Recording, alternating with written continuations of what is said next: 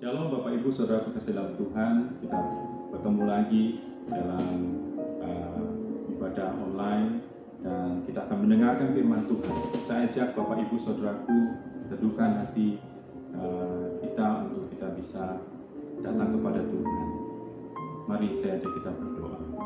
Tuhan Yesus, terima kasih, kami bersyukur ya Tuhan buat kasih setia Tuhan di dalam kehidupan kami, buat kebaikan-kebaikan Tuhan. Walaupun pada saat ini Tuhan, pada masa pandemi ini Tuhan, Engkau memberikan kami kekuatan dan kesehatan selalu untuk kami terus Tuhan boleh beribadah, boleh Tuhan mendengarkan sebagian firman Tuhan, untuk kami terus bertumbuh di dalam Tuhan. Tuhan Yesus, sebentar lagi hamba akan menyampaikan kebenaran firman Tuhan, dan biarlah Tuhan memimpin, biarlah Tuhan memberikan pengertian urapan-Mu ya Tuhan. Kami berdoa ya Tuhan, biarlah Tuhan menolong juga orang-orang yang sedang menyaksikan ibadah ini Tuhan, supaya mereka juga boleh diberkati. Terima kasih Tuhan Yesus, kami mengucap syukur di dalam nama Tuhan Yesus. Haleluya Tuhan, amin. Baik Bapak Ibu Saudaraku dalam Tuhan, kita akan belajar tentang peperangan rohani. Apa itu peperangan rohani? Kita akan belajar bagaimana kita bisa menang dalam peperangan rohani. Nah Bapak Ibu Saudaraku, kita buka dari Efesus pasal yang ke-6 ayat 10 dan 11. Saya akan bacakan bagi Bapak Ibu Saudaraku yang kasih dalam Tuhan. Di sini katakan, akhirnya hendaklah kamu kuat di dalam Tuhan, di dalam kekuatan kuasa-Nya. Kenakanlah seluruh perlengkapan senjata Allah, supaya kamu dapat bertahan melawan tipu muslihat iblis. Nah Bapak Ibu Saudara kasih dalam Tuhan, untuk kita bisa mengerti apa yang Rasul Paulus sampaikan di dalam kitab Efesus pasal yang ke-6 ini, saya ajak untuk belajar bagaimana kehidupan di kota Efesus. Efesus adalah kota yang besar, saudaraku, sebuah ibu kota kerajaan Romawi, tetapi ibu kota provinsi pada waktu itu, saudaraku. Jadi cukup besar kotanya, saudara. Dan beberapa kali Rasul Paulus memberitakan Injil di sana. Pada perjalanannya yang pertama, saudaraku, Rasul Paulus memberitakan Injil kepada orang-orang Yahudi di rumah-rumah ibadat orang Yahudi. Pada perjalanannya yang kedua, saudaraku, Rasul Paulus lebih banyak lagi waktu yang disediakan untuk tinggal di Efesus. Dia 3 bulan, saudaraku, menginjili orang jemaat Yahudi. Kemudian dia 2 tahun di sana, saudaraku, sehingga banyak orang-orang Yunani yang akhirnya bertobat dan terima Tuhan Yesus. Nah, Bapak Ibu Saudaraku, di kota Efesus juga adalah sebuah kota dengan kepercayaan berhala, saudaraku, yaitu dia percaya kepada Dewi Artemis. Artemis adalah dewi kelahiran, saudaraku, dewi kesuburan, saudaraku, dan dipercaya memberikan berkat kepada orang-orang di Efesus, memberikan kemakmuran kepada orang-orang di Efesus.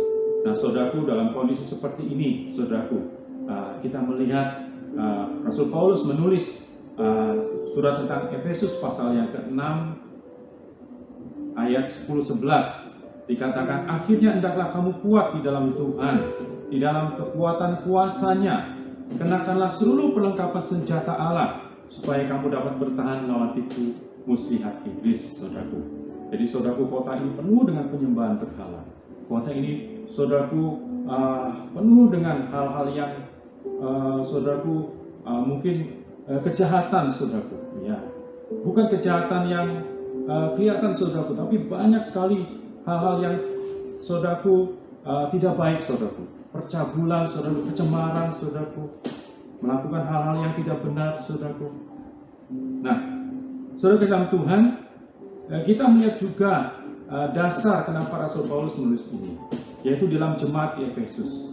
Jemaat Efesus adalah jemaat yang didirikan oleh Rasul Paulus. Nah, Bapak Ibu Saudaraku, jemaat Efesus terdiri dari orang Yahudi dan orang Yunani, saudaraku. Nah, di sana saudaraku ada ketidakharmonisan di dalam jemaat di Efesus. Orang Yahudi tidak begitu harmonis dengan orang Yunani, karena orang Yahudi merasa bahwa orang Yunani ini belum sah kalau belum disunat, saudaraku. Nah, tetapi saudaraku dalam Tuhan, Tuhan mengingatkan kita bahwa disunat atau tidak disunat adalah bukan sesuatu hal yang penting, tapi yang penting adalah bagaimana kita hidup oleh iman dan oleh kasih, saudaraku. Kita hidup di dalam iman. Nah, Bapak Ibu Saudaraku, akhirnya saudaraku yang terjadi adalah mereka saling menciderai, saudaraku, saling membenci, saling memusuhi, menyimpan rasa dendam, dan saudaraku saling menyakiti, saudaraku. Di dalam jemaat Efesus juga timbul rupa-rupa kecemaran, percabulan, persoalan-persoalan dalam rumah tangga, suami istri, saudaraku, yang saudaraku kasih dalam Tuhan terpengaruh, saudaraku, dengan situasi kondisi di sana. Paulus menasihatinya dalam Efesus pasal yang ke-5. Kemudian juga ada persoalan yang lain, saudaraku, persoalan orang tua dan anak, persoalan pemimpin dan jemaat, saudaraku, sehingga Rasul Paulus menasihati dalam Efesus 6 ayat 1-9. Nah, ayat 10, saudaraku, adalah ayat yang penegasan Rasul Paulus supaya dikatakan akhirnya, saudara, akhirnya berbicara bahwa banyak hal yang terjadi di kota itu, penyembahan berhala, banyak hal terjadi tentang jemaat di kota itu.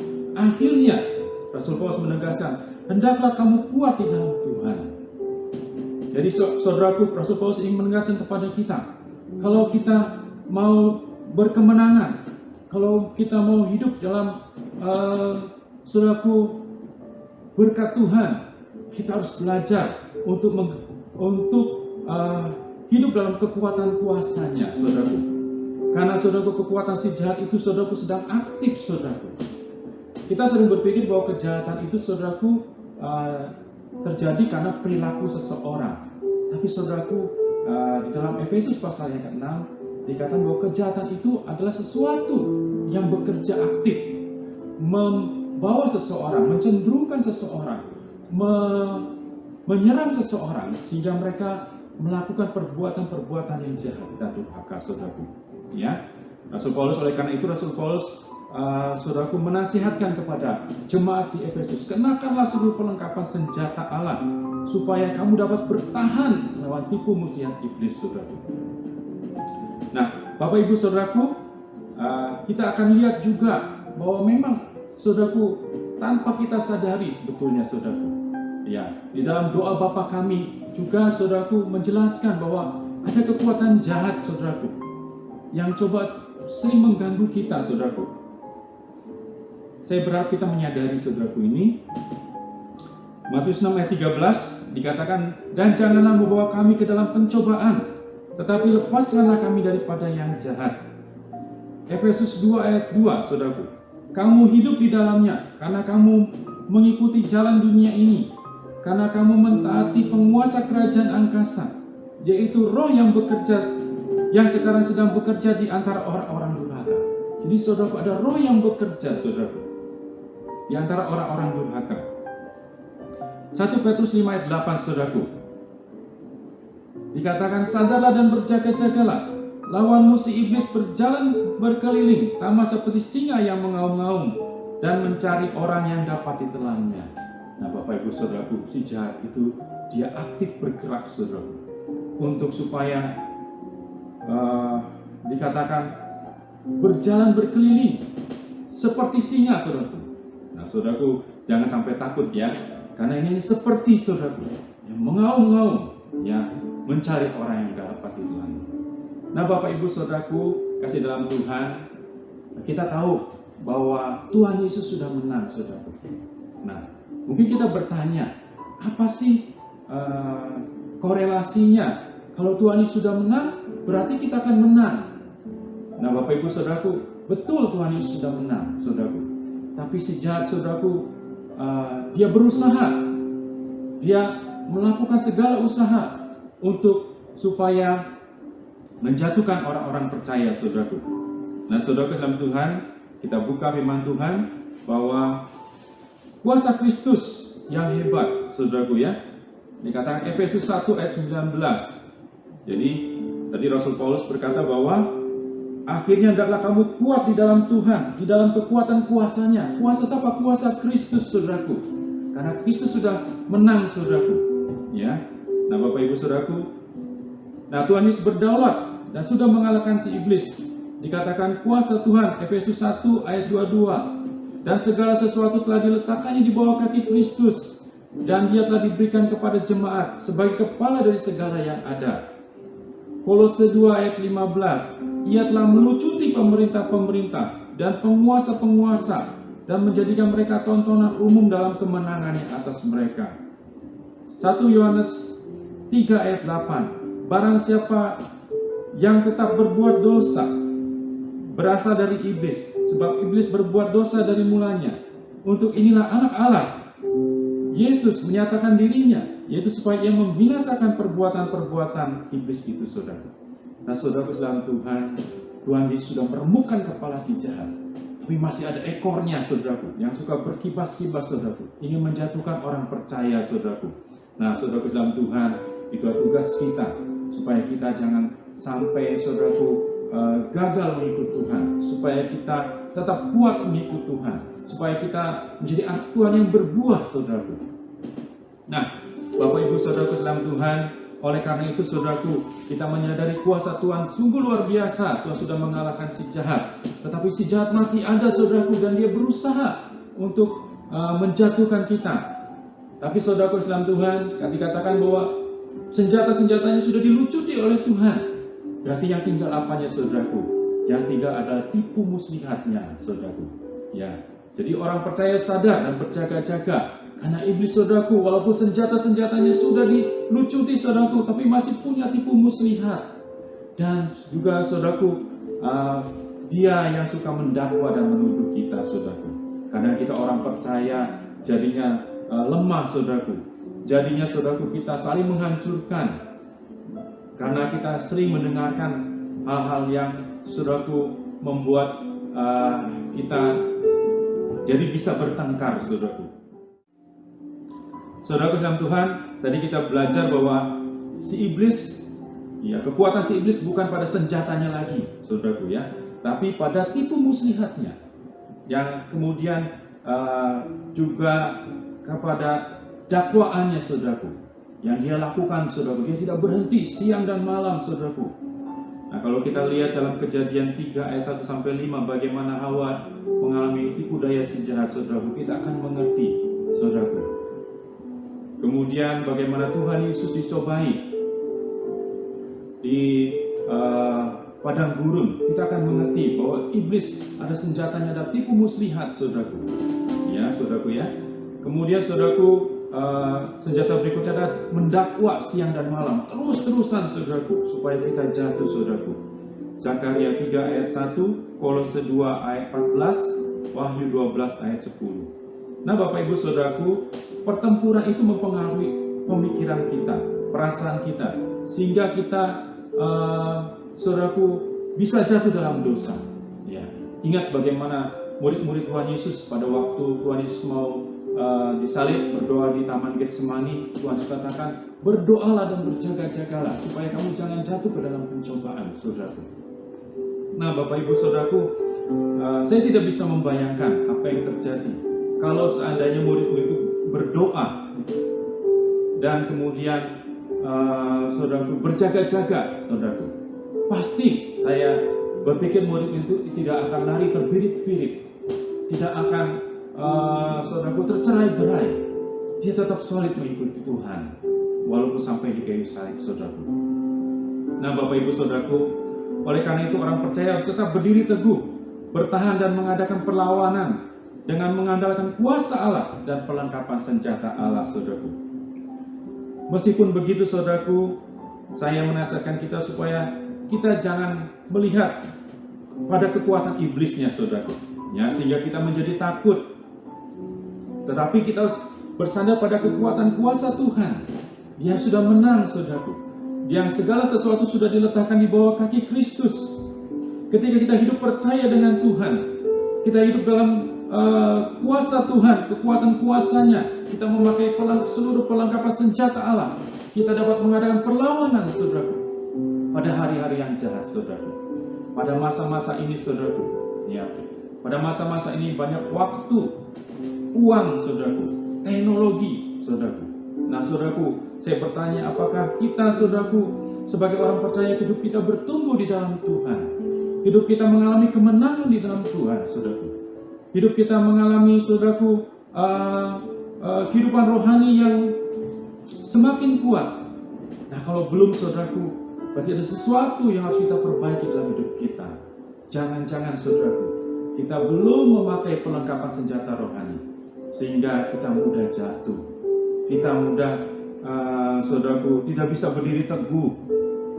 Kita mudah jatuh dalam dosa. Nah, Bapak Ibu Saudara dalam Tuhan, di sini dikatakan bahwa perjuangan kita bukan melawan darah dan daging, tetapi melawan pemerintah-pemerintah di udara. Ya, saudaraku, dalam bahasa Inggris di sini berbicara tentang principalities, saudaraku. Ya, kalau dalam bahasa Yunaninya memakai kata arche, saudaraku. Ya, pemerintah-pemerintah, ada penguasa. Ya, di sini kata dalam bahasa Inggris power, saudaraku, atau dalam bahasa Yunaninya exousia. Juga berikutnya penghulu-penghulu dunia yang gelap, ya, saudaraku, dan roh-roh jahat di udara, saudaraku. Tadi kita melihat ya di kota Efesus ada pemerintah-pemerintah, itu Dewi Artemis, saudaraku, yang berkuasa, yang disembah oleh orang-orang Efesus, saudaraku. Kemudian ada saudaraku, penguasa-penguasanya, yaitu yang praktek-praktek sihir, saudaraku. Mereka membawa orang-orang di Efesus bisa, saudaraku, mencenderungkan pada praktek sihir, saudaraku. Kemudian penghulu-penghulu dunia yang gelap, saudaraku. Cara pandang orang di Efesus, mereka memandang kepada materialisme, kemakmuran, saudaraku. Ya, mereka tidak memandang kepada Tuhan. Ya, firman Tuhan berkata bahwa carilah dahulu kerajaan Allah dan kebenarannya, maka semuanya itu akan ditambahkan kepadamu. Bukan berarti menjadi orang Kristen itu tidak boleh makmur, saudaraku. Tapi kita tahu bahwa kemakmuran sejati adalah berkat Tuhan, bonus bagi kita, saudaraku, karena kita lebih dahulu mencari kerajaan Allah. Nah, Bapak Ibu Saudaraku dalam Tuhan, yang berikutnya adalah roh-roh jahat di udara. Ya, di sini kalau dalam bahasa Inggris dikatakan spiritual wickedness, saudaraku. Ini berbicara tentang roh-roh yang, saudaraku, perbuatan-perbuatan yang cabul, saudaraku, ya. Kemudian perbuatan-perbuatan yang saling menyakiti, saudaraku, ya, yang mencenderungkan orang untuk saling bertengkar, saling mengalami perpecahan, saudaraku, ya. Nah, Bapak Ibu Saudaraku dalam Tuhan, mari, ya, sadarlah dan berjaga-jagalah.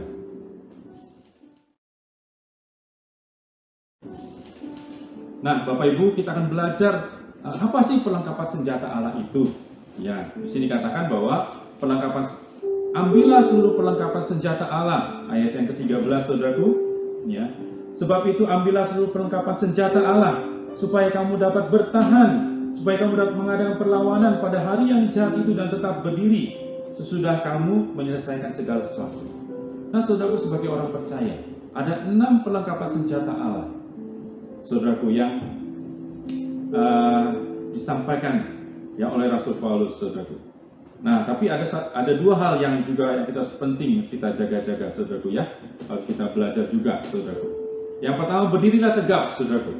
Nah, perlengkapan senjata Allah yang pertama adalah berikat pinggangkan kebenaran, saudaraku. Sebagai orang Kristen kita harus belajar hidup dalam kebenaran. Supaya apa, saudaraku? Supaya, saudaraku, lewat kebenaran hidup kita, saudaraku, ya, itu akan menghancurkan tipu muslihat si jahat. Lewat kebenaran Injil, adalah Injil, karena Injil ada kekuatan Allah, itu menghancurkan tipu muslihat si jahat, saudaraku, ya. Kemudian, saudaraku, kita menggunakan baju jirah keadilan. Apa itu baju jirah keadilan? Baju jirah keadilan adalah tingkah laku yang benar, karakter yang tidak bercela, sehingga kita bisa terbebas dari tuduhan si iblis, saudaraku. Saudaraku, kalau tingkah laku kita banyak celah, saudaraku, kita mau bertumbuh, saudaraku, susah, saudaraku. Iblis selalu menuduh kita, kamu kemarin berbuat dosa, kamu kemarin melakukan yang salah, sekarang kamu mau melayani, coba kamu sadar dong, saudaraku. Sehingga, saudaraku, dia tidak bisa mengalami pertumbuhan di dalam Tuhan, saudaraku.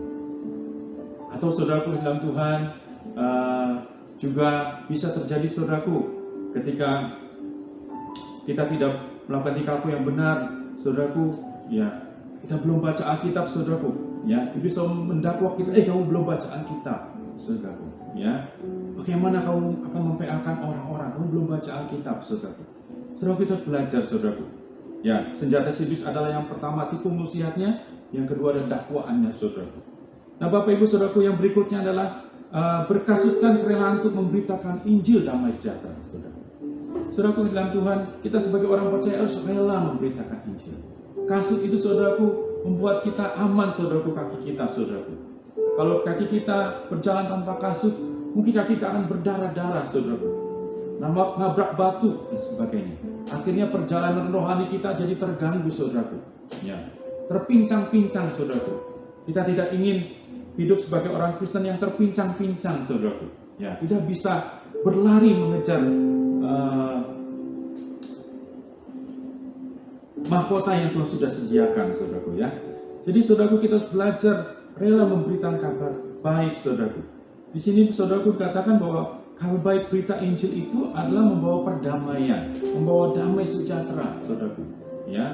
Ketika kita memberitakan kabar baik, saudaraku, bukan saja kita membawa perdamaian, tapi kita sedang menyampaikan, saudaraku, mendeklarasikan iman,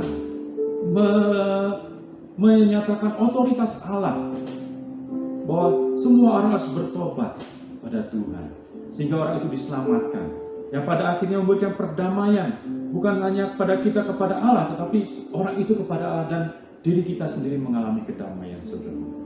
Oleh karena itu, saudaraku, saya mendorong kita semua untuk belajar memberitakan kabar baik. Ya, banyak tempat-tempat di mana, saudaraku, banyak kuasa gelap, saudaraku, yang bekerja atas orang-orang.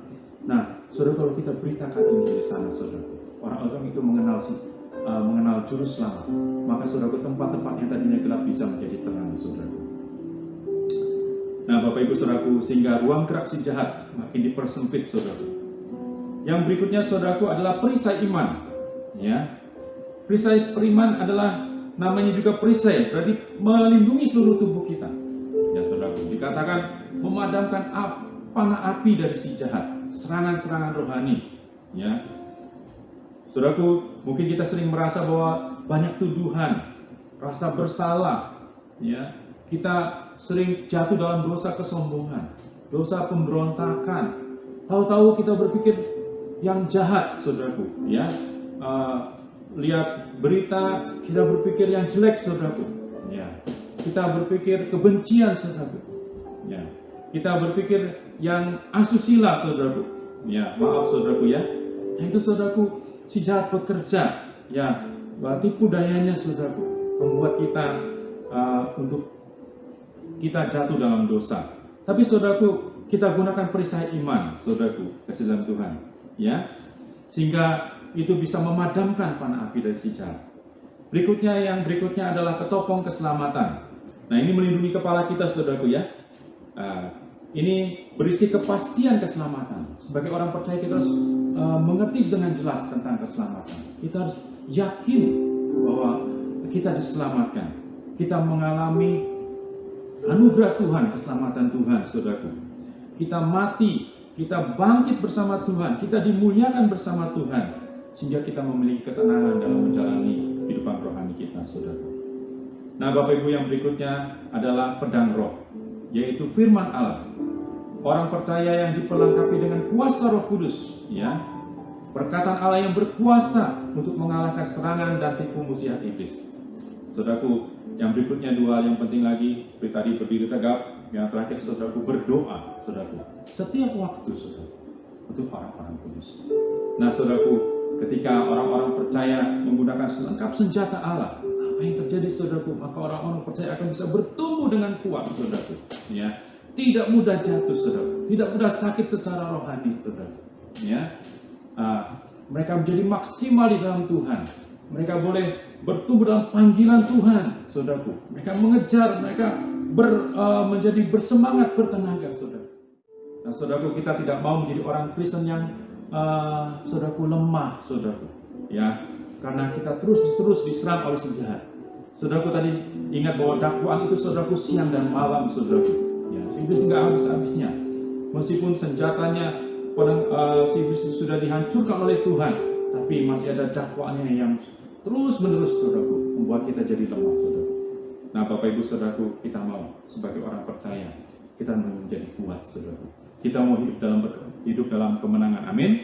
Ya, puji Tuhan saudaraku ya. Jadi Bapak Ibu saudaraku dalam Tuhan, mari ya, gunakan perlengkapan senjata Allah. Jangan kita fokus pada si jahatnya saudaraku. Jangan kita fokus pada iblisnya, tapi fokus pada kuasa Tuhan. Di mana kuasa Tuhan ada kuasa yang hebat saudaraku. Segala sesuatu sudah diletakkan di bawah kaki Tuhan. Nah, tinggal kita memakai perlengkapan senjata Allah dan kita gunakan saudaraku di dalam kehidupan kita saudaraku, supaya hidup kita menjadi hidup yang berkemenangan, penuh berkat daripada Tuhan. Segala hal bisa dibalikkan oleh Tuhan saudaraku. Kita hidup di dalam anugerah-anugerah dan berkat Tuhan. Jadi Bapak Ibu saudaraku dalam Tuhan, bagaimana kita harus hidup dalam hari-hari ini? Kita harus tahu saudaraku ya, kita harus terus berusaha mengerti, kita harus terus berusaha belajar firman Tuhan saudaraku. Ya, saudaraku, ketika kita malas belajar firman Tuhan, berarti saudaraku sedang dalam serangan-serangan si jahat saudaraku. Ya, ketika kita hidupnya serampangan saudaraku, ingat saudaraku, itu si jahat sedang seperti singa yang mengaum-ngaum saudaraku. Ya, sedang bekerja dalam hidup saudaraku untuk menjatuhkan hidup saudaraku, tidak sampai pada panggilan Tuhan. Nah Bapak Ibu harus ingat saudaraku, pergunakan waktu yang ada, ya, pergunakan hal-hal yang sudah Tuhan berikan bagi kita, potensi-potensi apa yang Tuhan sudah berikan, kita gunakan maksimal bagi Tuhan saudaraku. Bahkan teknologi seperti saya tadi sampaikan saudaraku, ya, sekarang ini saudaraku banyak orang gandrung terhadap teknologi saudaraku. Bahkan saudaraku, teknologi ini menggantikan saudaraku, ya, waktu-waktu kita untuk kita bersekutu dengan Tuhan. Saya berharap saudaraku dalam Tuhan ingat bahwa si jahat ingin membawa kita jauh daripada Tuhan. Si jahat ingin membawa kita lemah di dalam Tuhan. Saudaraku, mari bangkit saudaraku. Hari-hari ini saya mau kita bangkit, gunakan senjata Allah untuk hidup kita, supaya kita menjadi hidup yang berkemenangan saudaraku. Amin Bapak Ibu saudaraku. Nah Bapak Ibu saudaraku, itu yang kita mau lakukan. Kita mau terus mengalami kemenangan. Baik saudaraku dalam Tuhan, pada akhirnya saudaraku, orang-orang percaya yang terus bertumbuh, mereka bisa hidup dalam kasih, mereka bisa hidup dalam takut akan Kristus, mereka bisa hidup berkata dengan benar, perkataan yang membangun, mereka hidup dengan penuh syukur saudaraku, mereka hidup dengan sukacita, karena mereka menggunakan selengkap senjata Allah. Mereka menang saudaraku, karena kuat kuasa Allah saudaraku, semakin kuat saudaraku. Amin Bapak Ibu saudaraku, puji Tuhan. Mari kita berdoa. Terima kasih ya Tuhan, kami mengucap syukur. Kami bawa Tuhan hidup kami ke dalam tangan Tuhan. Untuk hari-hari yang sudah kami lalui Tuhan, pada masa-masa ini Tuhan, kami mau belajar